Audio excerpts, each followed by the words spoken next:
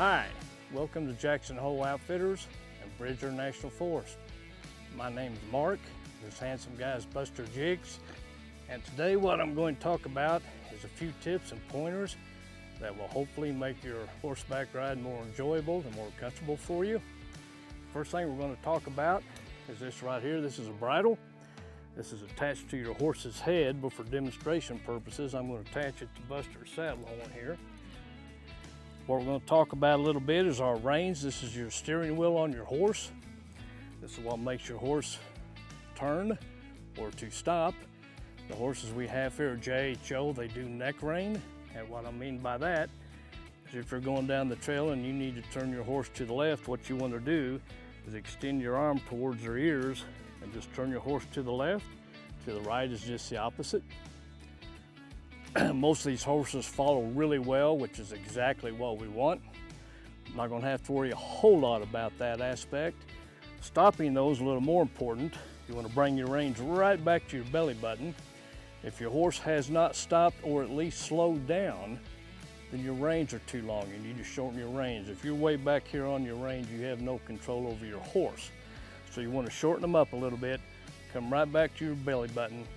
Once that horse responds to that, you want to release that pressure. If you keep pulling back on them, they're going to start backing up with you.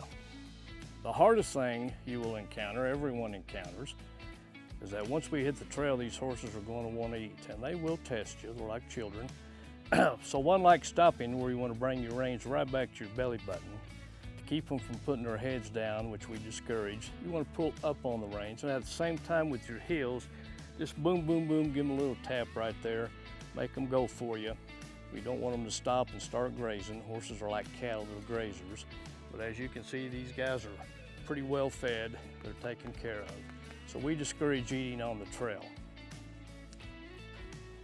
Next thing we're going to talk about are these things right here. These are called stirrups attached to your saddle. First and foremost, you want to use them. Ideally, you want a third of your weight in each foot and a third right there in the center of your saddle. Most of the people that come here, whether they're horseback clients or hunters, usually wear some sort of hiking boot or tennis shoe type deal, which is okay.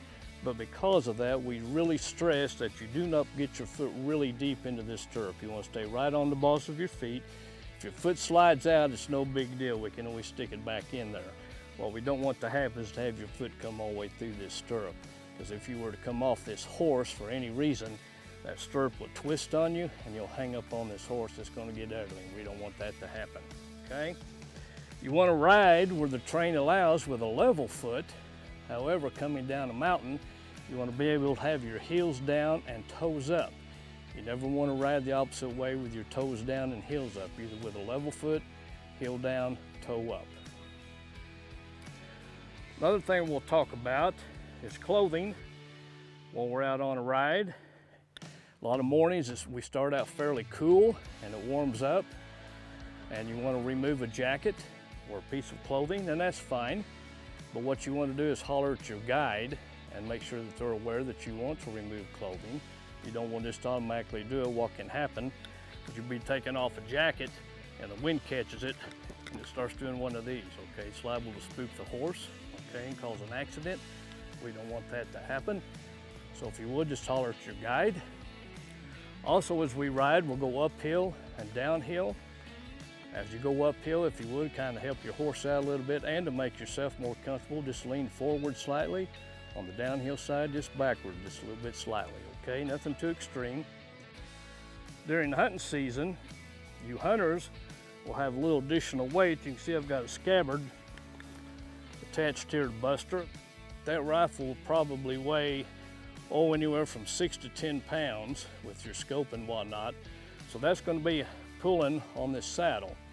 So what you want to do is if your saddle starts sliding a little bit, usually to the right, just put all your weight in that left stirrup, grab your saddle horn, and just kind of roll that saddle back.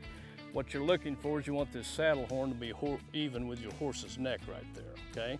Now if it stays real sloppy, by all means holler at your guide and have them tighten up your saddle, okay? During our trail rides, we will often take breaks for periods of time, often to eat lunch, etc. Same during the hunting season. And when you remount your horse, for whatever reason, you want to be sure to mount from the uphill side. Most people, which is common, you mount from the left side of the horse, but these horses will allow you to mount on either side, so you want to be sure that you're on the uphill side, so you're not sticking your leg way up there trying to get on your horse and pulling on your saddle. Make it more comfortable for yourself as well as for your horse. Where we're at, located here, is a very beautiful spot. This is what makes horseback riding fun. Get out and enjoy the mountains, get to see some scenery, hopefully some wildlife, and enjoy your horse and enjoy your ride. Hopefully this was helpful to you. We encourage you to come and ride, and that's it.